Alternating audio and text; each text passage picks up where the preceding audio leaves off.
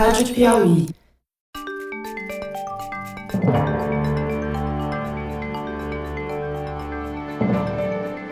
Opa! Eu sou José Roberto de Toledo e este é o Luz no Fim da Quarentena, uma coprodução da revista Piauí com a Rádio Novelo. Infectamos o canal do Foro de Teresina para falar sobre pesquisas científicas que investigam a pandemia. No episódio de hoje, o biólogo Fernando Rainar explica quem zela para que os pesquisadores não ultrapassem limites éticos em suas pesquisas. Um cientista pode usar humanos como cobaia? Pode inocular uma doença em uma população para descobrir mais sobre ela? Pois isso já aconteceu e não foi na Alemanha nazista, foi nos Estados Unidos. Por isso, há uma comissão que aprova os projetos de pesquisa antes de eles começarem a ser desenvolvidos aqui no Brasil. Mas nem sempre é assim. Fernando Rainar, vamos falar hoje sobre ética e pesquisa em momentos de pandemia. A gente teve essa notícia essa semana de que uma tal de CONEP, que a maioria da população nunca tinha ouvido falar do que se tratava. Conselho Nacional de Ética em Pesquisa. Perfeito. A CONEP abriu uma investigação sobre um estudo conduzido pela Prevent Senior, o plano de saúde, que é dono dos hospitais que tiveram o maior número de mortes por Covid-19 no começo da epidemia em São Paulo, porque o estudo tinha problemas éticos. Fernando Rainar, o que você pode falar para a gente sobre esse estudo e sobre a CONEP? O que é a CONEP? Bom, na verdade, o que aconteceu é que a CONEP mandou eles pararem o estudo da cloroquina, porque esse estudo não tinha sido aprovado pela CONEP. Toda pesquisa com ser humano no Brasil, ela precisa ser submetida à CONEP e aprovada pela CONEP. A CONEP é um órgão do Ministério da Saúde e ele tem como objetivo garantir que qualquer estudo com ser humano seja feito de uma maneira ética. O que quer dizer isso? Primeiro, que as pessoas que se submetem ao estudo, por exemplo, se submetem a tomar um remédio não comprovado, tenham plena consciência dos riscos que eles estão tomando e das possíveis vantagens de participar desse estudo. Então isso se chama a informação consentida, a participação consentida, e isso tem que ser muito bem explicado para o paciente. Além disso, a CONEP pega cada pedido de estudo desse e tenta fazer um balanço. Qual é o risco para as pessoas envolvidas se tudo der errado e qual a vantagem para a sociedade se tudo der certo. Então, por exemplo, eu vou testar um remédio novo. Eu não sei quais os efeitos, eu tenho dúvidas sobre os efeitos desse remédio, por exemplo, em pacientes de Covid-19. Então, essas pessoas vão correr um certo risco de tomar esse remédio. Por outro lado, se o remédio funcionar, esse risco vai se traduzir numa grande vantagem para a população como um todo, para a sociedade como um todo, porque você vai provar que o remédio funciona e então todo mundo vai poder usar o remédio. Então tem que ter um balanço entre o risco e os potenciais ganhos para a sociedade. E a CONEP tem como função garantir esse balanço. Por isso que na composição da CONEP, e ela existe desde 1937 no Brasil, mas foi mudada, alterada ao longo dos anos, desde a última mudança que foi em 2006, ela tem 48 conselheiros de várias origens. Você tem usuários do SUS, você tem profissionais de saúde, cientistas, prestadores de serviço em saúde e o governo, justamente para você ter esses pontos de vista contraditórios, é isso? É isso. Por exemplo, se você deixar na mão de pacientes desesperados, eles vão querer fazer todo tipo de teste. Ou vão ficar com medo de todo tipo de teste. Se você deixar na mão dos médicos, tem um outro tipo de bias, né? Então você tem uma participação de vários setores da sociedade para tentar fazer esse balanço. Então o que aconteceu na prática? Eles começaram um estudo lá antes de ter a aprovação da CONEP. Submeteram o pedido à CONEP, antes de ter a aprovação, isso, eles foram a Prevent Senior, né? A Prevent Senior. Começaram, a CONEP ficou sabendo e mandou parar o estudo. Agora, numa situação de pandemia, o que é interessante, Toledo, que já ocorreu no caso da AIDS, por exemplo, lá atrás, esse balanço ele se modifica um pouco, entendeu? A sociedade e as pessoas têm uma predisposição a correr mais riscos porque o potencial de uma droga dessa ou de um novo estudo é muito grande, o potencial positivo, né? A pressão política aumenta. Você tem a pressão política da população e você tem a emergência sanitária mesmo, né? Quer dizer, você pega aqui, nós estamos com um problema seríssimo de coronavírus. Não faz sentido você talvez correr mais risco, né? Historicamente, você pega o cara que descobriu a tuberculose, por exemplo, ele fez experimento nele mesmo. Era comum os cientistas antigamente fazerem um experimento neles mesmos. O cara que descobriu a bactéria que provoca úlcera gástrica também fez experimento nele mesmo. Isso aqui faz 20, 30 anos, né? Mas na maior parte dos casos, os médicos fazem experimentos em pacientes, né? E daí você tem o caso famoso, quer dizer, ficou famoso para mim agora, antes da nossa conversa começar aqui, eu fui pesquisar na sua dica, que é o caso do estudo de sífilis de Tuskegee, no estado norte-americano do Alabama, que durou 40 anos, entre 1932 e 1972, meio na moita, até que uma fonte denunciou isso em 72, e ela foi feita com homens negros que foram inoculados com sífilis sem saber. E daí os pesquisadores acompanharam o desenvolvimento da doença ao longo de 40 anos e resultou na morte de alguns, na contaminação das esposas. Foi uma tragédia, né? Exatamente. Mas, basicamente, eles injetaram a pessoa com o micro-organismo da sífilis, sabendo que estavam injetando negros com um micro-organismo que causava uma doença para a qual não tinha cura, entendeu? E que desenvolve lentamente, vai dar todo tipo de problema. Para estudar como é que era o desenvolvimento natural da sífilis e talvez achar uma cura. São esse tipo de abusos da ciência no passado que levaram à criação dessas estruturas como a CONEP, onde você tenta fazer esse balanço entre o ganho e o potencial mal que você faz para o paciente.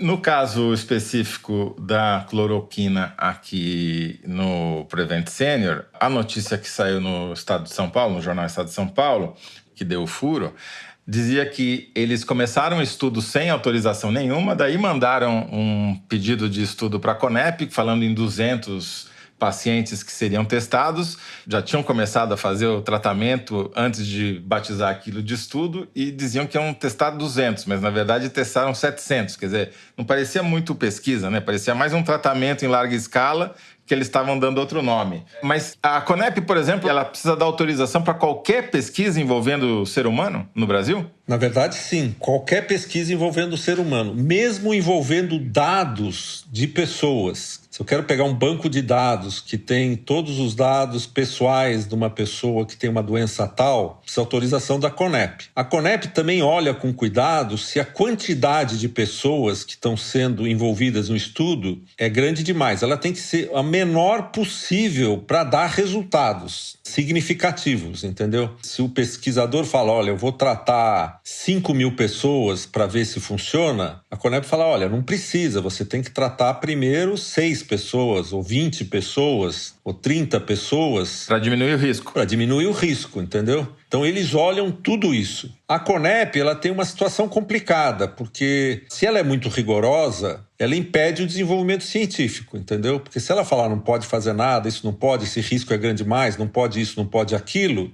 a ciência não se desenvolve. Se ela é muito relaxada, você vai ter o problema oposto, que é o que aconteceu lá no Alabama, entendeu? Você aprova coisas totalmente absurdas. Então a CONEP, ela faz parte do sistema de ciência, principalmente da ciência feita com seres humanos. Ela é um dos mecanismos de controle da atividade científica, né? Então ela é muito importante. Primeiro, que você precisa fazer experimentos com seres humanos, não tem jeito, você precisa fazer, mas você precisa tomar cuidado com o que você está fazendo, né?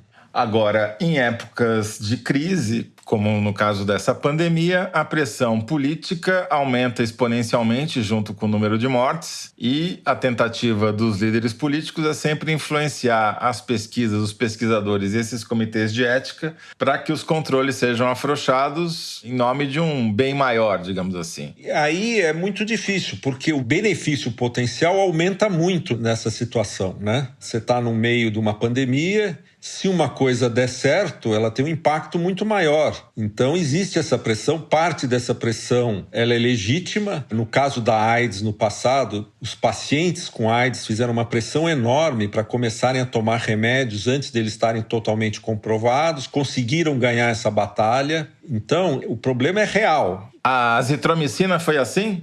Os primeiros remédios de AIDS, quando eles começaram a aparecer, as pessoas estavam fazendo testes clínicos, cuidadosos e tal, e os pacientes falaram, não, nós não queremos esperar, a gente não pode esperar, a gente vai morrer. Eu quero tomar esse remédio mesmo que ele não esteja comprovado, entendeu? E as pessoas apareciam como voluntários. Aí você tem um problema, será que esses voluntários entendem o risco? Por exemplo, no caso da cloroquina, voluntário, o cara que chega e fala, vou na farmácia, vou comprar cloroquina e vou tomar. Será que ele entende o risco de um problema cardíaco e acaba tendo consequências trágicas, entendeu? Então, outro problema que eu acho interessante na ciência é uma tendência do ser humano, e ela é mais forte ainda nos políticos, de que se você tiver vontade de que uma coisa aconteça, ela vai acontecer, né? Então a gente pensa, o cara está procurando emprego. Pô, se você procurar muito, se você mandar currículo, se você fizer, se você agitar, dependendo do esforço que você fizer, você consegue a coisa. O político também. Se eu conseguir dinheiro, se eu fizer lobby, se eu fizer articulação, se eu fizer isso, se eu fizer aquilo, se eu mandar Twitter, se eu fizer um esforço enorme, eu consigo me reeleger, eu consigo emplacar um novo projeto no Congresso, né? Então, essas pessoas estão acostumadas que o esforço individual, a vontade política, tudo isso muda a realidade, né? Agora, em ciência, isso simplesmente não acontece, entendeu? Um remédio que não funciona, ele não funciona. Entendeu? A gente tem até um exemplo de deputados americanos, se não me engano, 35 deputados assinaram uma carta semana passada pedindo para que seja aprovada uma legislação de emergência para permitir que cobaias humanas se candidatassem a testes de vacina, serem inoculados ou expostos ao vírus do SARS-CoV-2 para serem contaminados e acelerar, assim, o processo de teste de vacina. É o tipo de coisa que vale a pena numa circunstância como essa?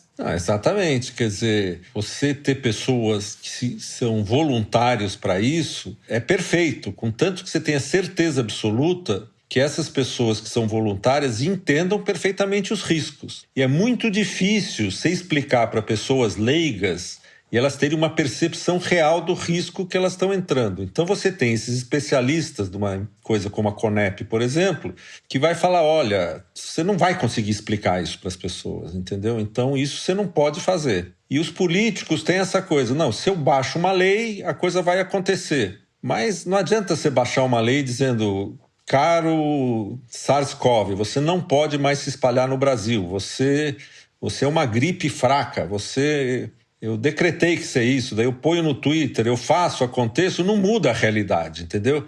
E isso dá uma angústia grande, né? Por isso que a gente precisa de controles como o da Conep, justamente para não repetir o episódio de Tuskegee e inocular o micro-organismo da sífilis em 399 homens negros que não sabiam nem sequer o que estava acontecendo com eles, né? Que era sífilis e, enfim. E em troca, o que eles deram para esses homens negros? Eles deram comida, roupa e se comprometeram a pagar o enterro no fim do experimento. Percebe? É uma coisa que a gente caminhou muito dessa época para hoje. Mas é uma dificuldade, entendeu? Porque às vezes a Conep é percebida como muito lenta, como muito burocrática. Se ela não agir com a velocidade suficiente, ela pode, inclusive, bloquear o progresso das coisas. Entendeu? Mas ela é indispensável, quer dizer, não dá para imaginar uma sociedade onde você é obrigado a fazer experimentos com seres humanos para ter progresso na medicina, onde isso seja deixado ao bel prazer de todo mundo, entendeu? A Conep é uma espécie de radar para evitar que o motorista entre a 140 por hora na curva, né? Exatamente, ela vai olhando, você tem que pedir autorização, etc, né? Nós, por exemplo, estamos tentando fazer um estudo aqui em São Paulo. Vocês, no caso, são Universidade de São Paulo, Ibope e Laboratório Fleury. Estamos esperando a aprovação da Conep. Já faz vários dias que nós estamos esperando. Eu acho interessante esses mecanismos de controle da ciência, que as pessoas têm essa visão do cientista, aquele doutor pardal, que o cara faz qualquer experimento. E não é bem assim, né? A ciência, ao longo do tempo, ela foi criando esses mecanismos de autocontrole ou de peer review e CONEP, esse tipo de coisa, que embasam e que fazem com que a ciência seja diferente da opinião, seja diferente da vontade política, né? Se você começa a falar, não, vamos aprovar remédio por decreto do Senado ou do Congresso ou qualquer coisa desse tipo, você vai começar a ter coisas que não funcionam ou que matam as pessoas, pior ainda, né? Aí a gente sai do BBB científico pro MMA científico, né? Vale tudo. Fernando Reinhardt, muito obrigado mais uma vez. Forte abraço. Tá bom, um abraço, Toledo. Até logo. Este foi Fernando Reinhardt, professor titular de Bioquímica da Universidade de São Paulo e cientista residente aqui do nosso podcast. O Luz, no Fim da Quarentena, é uma coprodução da revista Piauí com a Rádio Novelo. A coordenação e edição são da Paula Scarpim, da Evelyn Argenta e do Vitor Hugo Brandalize. A identidade sonora é da Mari Romano. Quem finaliza o programa é o João Jabassi. A coordenação digital é da Kellen Moraes. Yasmin Santos e Emily Almeida fazem a distribuição nos tocadores e nas redes sociais. A identidade visual é da Paula Cardoso e o Motion Graphics da Renata Buono. Eu sou José Roberto de Toledo. Até o próximo episódio. Tchau!